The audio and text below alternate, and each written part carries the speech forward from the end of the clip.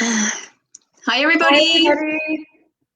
So today we're going to talk about fascia, and this is something that is very important in all styles of yoga, in all styles of body movement, but particularly in yin. So yeah, today we're going to speak about fascia. So before I dive into the first thing, is Anna, do you want to say anything about fascia? Yeah. So fascia is we talk about a lot in Shanti Yoga trainings, the 5 dimensions of the body. And it's important to note, there's so many beautiful benefits that people come to for yin yoga, but the beginning and end of all human experience starts in the physical body. And so we have to start there. So paying attention to the anatomy and paying attention to our fascia, which we'll go into what it is exactly in a moment, is kind of the bedrock of understanding that we need to have, because the very first thing that we need to be able to do as teachers is to lead people's physical body through the practice safely. And fascia is a really huge component of this. And it's something that's not well understood as far as the years and years of research that's been done on the physical body throughout human history. The understanding of exactly what fascia is and the role it plays in the body is relatively new. And so the research is developing. And so it's also a really exciting opportunity for continuing education, particularly for yin yoga teachers, to understand what that means for our physical practice. So it's really exciting.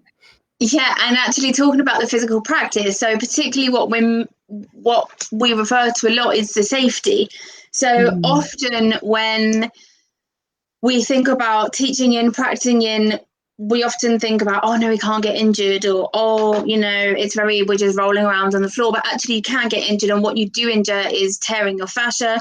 Fascia is inclusive of your ligaments, of your tendons, of your interstitial fascia.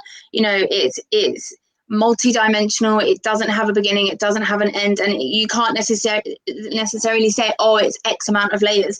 From an educational standpoint, we might say there are 3 kind of main layers, but it's actually a multi-dimensional structure known as tensegrity. And when we're tugging at it, so what we're doing in yin is, if we had like a rope and we tied the rope to a pole, and then we just pulled the rope and we just held it so it was taut, and we just held it, over time it would start to fray, it would start to we just gently tugging on it, it start to shift, all the tiny little fibers start to shift. This is essentially a good metaphor for what is happening in the fascial matrix in yin. So if we're tugging too much, if we're at our edge too much, our physical edge too much, and we're actually staying in the pose a little bit too much, we're pushing too much, we're staying there too long, whatever it is, this is the element that we're going to injure. We're going to injure the fascia.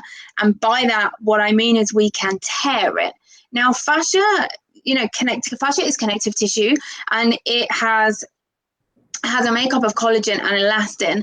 Collagen is what gives it its strength, and elastin is what gives it its elasticity. So it's very flexible structure, and it's very strong, and it can, it will grow back, it will kind of bring itself back, but it will start to bring itself back as scar tissue. And when it does bring itself back as scar tissue, it can become a little bit more taut, and it can become a little bit more tight, and therefore we can have a little bit more restriction, and therefore the practice can change. So what we want to do in yin is look at injury management and injury prevention, not injury creation.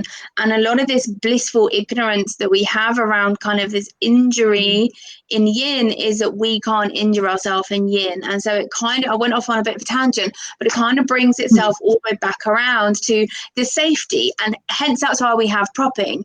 That is one reason why we have propping. There are loads of different reasons why we have an intelligent propping, but fascia and safety is one of them. So when we're talking about fascia, we must know what it is, how it works in the body, how it connects to yin, but then also what does it mean in terms of safety? Right. I'm glad you brought that up, because this is, I think, a common thing that's misunderstood. And even with, studios that bring in yin yoga classes that don't necessarily have the formal training to do so, will use restorative and yin yoga interchangeably, which is a huge mistake for exactly this reason. Because you can injure yourself in yin yoga. If you have an injury, restorative, where you're just focusing on relaxing and rejuvenating, that is a great option for you if you have an injury, because you can injure yourself in yin yoga. Just like you said, we're working with these denser tissues of the body. I mean, our fascia surrounds every muscle fiber, every bone, every organ, every cell. So when we are working with the target areas in a yin yoga asana, yes, we are working on that area, but we are tugging gently at the entire matrix, because it's a continuum. It doesn't have a particular beginning. It doesn't have a particular end. When you work with one part of the fascial matrix, you are subtly and over time working with the entire matrix. This is what I really love to call the remember. ripple effect. The ripple effect, exactly. Yeah. I love this case study that you found, that I think is a great thing to bring up, where that book, or that person that was doing research throughout yoga studios in the United States, traveled across and was documenting injuries that happen in the yoga space, particularly in studios. And a lot of people don't think you can get in, they think that you cannot get injured in yin yoga, which isn't the case. And there's this one woman who is a very extreme example, but an example nonetheless, who fell asleep in a yin style forward fold for, what was it, an hour? And she was paralyzed for a year. And then a year after that, it took her a lot of physical therapy, a lot of work to get that functionality back in the lower half of her body, because she fell asleep. She injured her connective tissue and she cut off a nerve. And from that, she had a really impactful experience in her life in a negative way. So you can get injured in yin yoga. That's very unlikely to happen. And one of the reasons that you do want to train in yin yoga and practice with teachers who understand this anatomical component of the physical practice. A bit of a tangent as well, but something that a lot of people don't realize. No, it's really, really important. And actually, what I was going to add to that is, when we look at fascia, we must look at it in a functional way. So when we look at fascia, kind of by default, we are looking at functional anatomy, because the fascial matrix and kind of myofascial release in kind of myofascial work, that is based on a functional framework of anatomy. It's not based on what the muscle's name is, or what the muscle attaches to.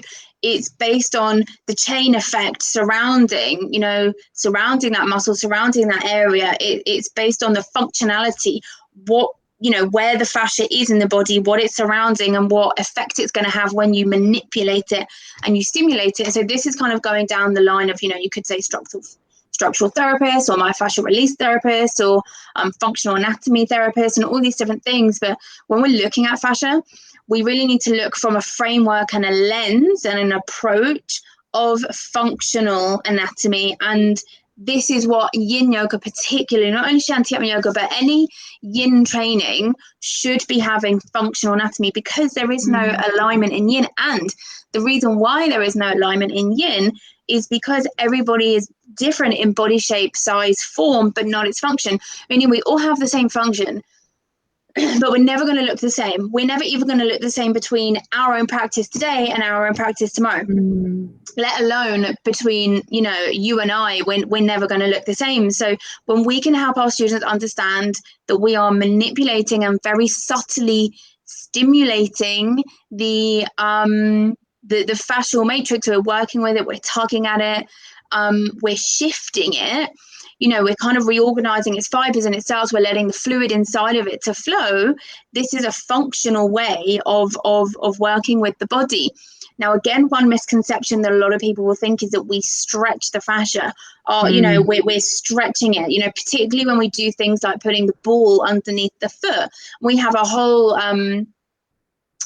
workshop in one of our trainings on this, and a lot of people say, oh yeah, I can feel it really stretching.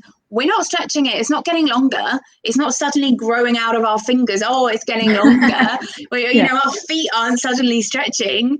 What is happening is the fascial matrix kind of it's like a spider web. It's reorganizing its shape.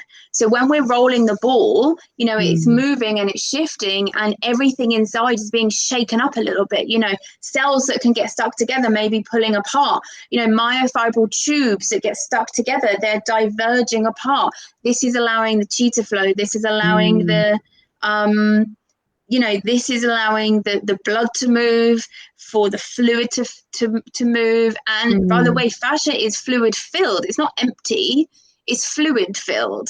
So when we're working with fascia, whether it be in yin or structural therapist or myofascial release therapy or anything, also just in, PT, fitness training, Zumba, yang styles of yoga, any running, anything, you're helping it move, you're helping it stay fit and healthy.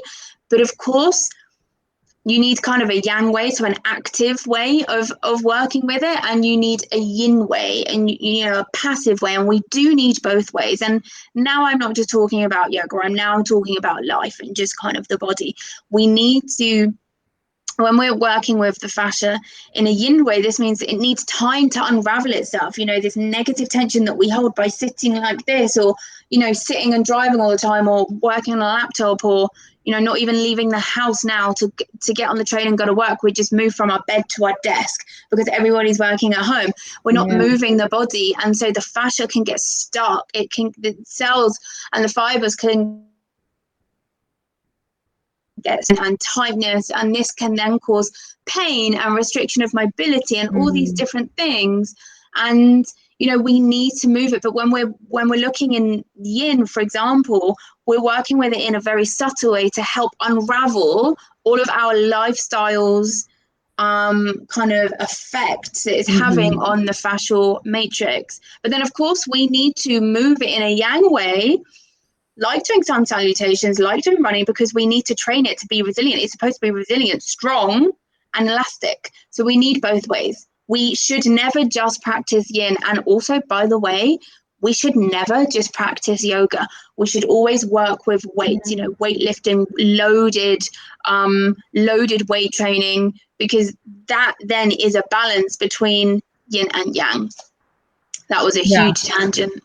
But a lot of great tangents to go off of. Yeah. And I think just circling back to that myofascial release workshop is that a lot of people do mistake that word stretching, because the sensational experience can feel similar. So when we're working with the fascia, we're allowing it to become more lubricated. We're allowing it to become to not to open, but to rework itself and take out some of that restriction, to relubricate it. That sensation can feel similar to stretching, but it's not, because what are we doing with stretching? We're stretching the muscles, which are inactive in yin yoga. So that can be a similar experience, but very, very different based on what you just said. I don't know which tangent to go off of there. All really great points. And this functional anatomy component of yin yoga is what makes the practice so wonderful. And just going off of a more experiential stance with that is, a lot of people have to unlearn and relearn what yoga is to them for this very reason. Is they hear functional anatomy, they hear that there's no alignment, but they don't understand the why behind that. And the why behind that begins with what's happening with the fascia, and why we don't have and how we have propping, rather, is we are relaxing the muscles. So we don't need the muscles to hold our skeletal shape in space. We're relaxing the muscles and using the earth or props to support the body, to support the joints, so that tension or that work can be placed in the fascia and in the connective tissues. So can I just jump in there and say, and this is why it is important to prop, because when you are putting your entire body weight through this fascial system and then you don't prop, well, that is how you injure yourself, because your whole body weight for 3, 4, 5, 6, 7, maybe even 10 minutes is just being dragged down and being collected by this fascial system. And it's not prepared. If you go in like that, without kind of popping it or preparing it in any way, then it can sometimes be a bit of a shock, especially if you're new to the yin and you're not fully aware of your edge and all these things. And this is really what, it's not only the body weight, but also it's the gravity. So it's the body weight, the gravity, and the hands of time, that over the amount of time, you might feel like you're getting a bit heavier. It's because you're relaxing more. The more you relax, the more the tension is being collected through the fascia and less in the musculature. And so this is why it loops back around to safety, really, why we must be so sensitive and vulnerable and safe and mindful when we work with fascia. And on a physical level in yin, what we're doing is we're working with the fascia. So therefore you could call it very gentle, subtle myofascial release, movement inspired yoga, yin, all these different labels. You know, yin yoga itself also is very much evolving. You know, it's evolving from the way Paulie Zink still teaches it, which is then evolved to the way that Paul Greeley teaches it, Bernie Clark teaches it different, Sarah Powers teaches it different. You know, these are all kind of household names of yin, but then you go to individual yin teachers and, you know, still big names, because there's so much variation within it. Everybody is teaching it slightly different. So what we try and do here is we bring it all together and we lay it out on a table and say, hey, these are 5 dimensions. These are all the different ways and the approaches that you can teach it. Remember when you're teaching yin, remember when you're teaching yoga, but when we look at it from the place that we must start at, which is physical space, we must start with fascia. Really beautifully said. And this links into the principles. One of the principles of yin yoga that you just touched on is time. So there are so many different definitions out there about what yin yoga is. And a lot of people come to it knowing time. It's the type of yoga where you're holding postures. Yes, but it's also the longevity of your practice. This is subtle impact over time for the body. So that's why propping and educating our students and being educated ourselves as practitioners is so important in regards to active propping and the principles of active propping and how to do it, when to do it, how to do it is something we go into a lot of depth in our trainings. But we have to be aware of how the body is evolving over time, especially from a safety perspective, because if we're just letting all of our body weight hang, you know, into the connective tissue on our hips, for example, for 5 minutes, we might not feel that injury right away. Over time, we will. But in the neck, for example, if you let the neck hang like this for 5 minutes one time, that can hurt your neck really easily. So propping is really, really important to make sure that all of the weight of the body is not going into very sensitive parts of connective tissue, or even worse, to the joints. So it all circles back to safety. Yeah, it all circles back to safety. Safe out there. Yeah. And anybody that has done like a mini training with me, a full training with me, particularly whether online, in person, whatever, knows that safety is the number one thing that I'm militant about. If you train with us, safety, you know, we're militant about safety, because that is very important, and that's why we must know about fascia. Yeah. So I think that is enough to digest for now. We will most likely have a live about propping. We've spoken about it so much that we will have a live soon. About propping. And then other than that, any comments or anything, questions, just put it in just comment. Other than that, we will see you soon next week. All right, everyone, have a beautiful and safe practice out there. Yeah, safe. Have a wonderful week. We will see you soon. Bye. Bye.